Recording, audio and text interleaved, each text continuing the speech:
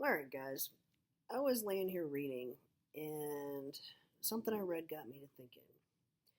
So, I did some research on the origin of our Pledge of Allegiance. Okay? So, it's got some interesting back history. So, the original Pledge of Allegiance was written in 1892 by a socialist minister that worked for a publication called the Youth's Companion, right? And it took him 2 hours to write. And what they were intending to do, what the intent behind writing this pledge was to sell copies of this publication. They offered a free U.S. flag with every copy purchased. The intent was to see this go across the entire country. So anyway, what he wrote or what he penned is the following: I pledge allegiance to my flag and the republic for which it stands, one nation, indivisible, with liberty and justice for all. That's it.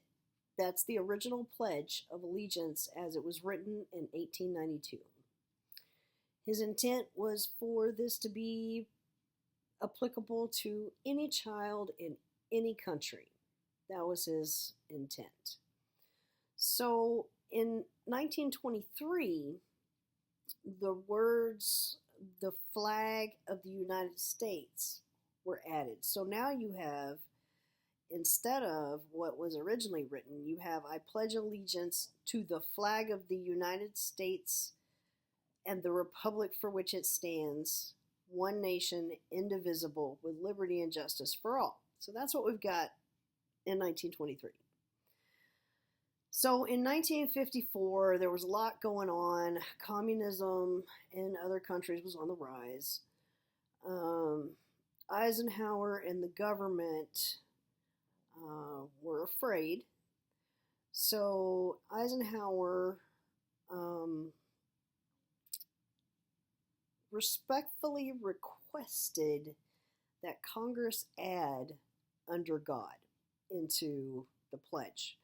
So in 54, under God was added, 1954. So not that long ago in the scheme of things was that added. And that gives us the pledge that we have today.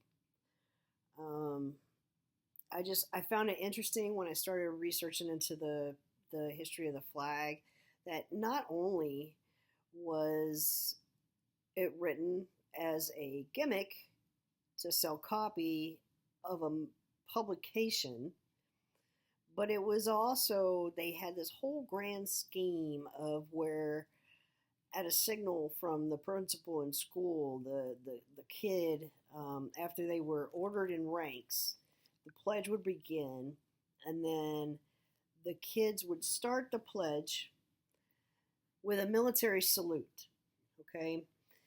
And then once you get to the point where it says the flag of, another signal is given to the children, mind you, children, and the right hand is lifted, palm down, extended to the flag. Now I want you to take a moment and do that for yourself. Extend your right hand, palm down, towards anything.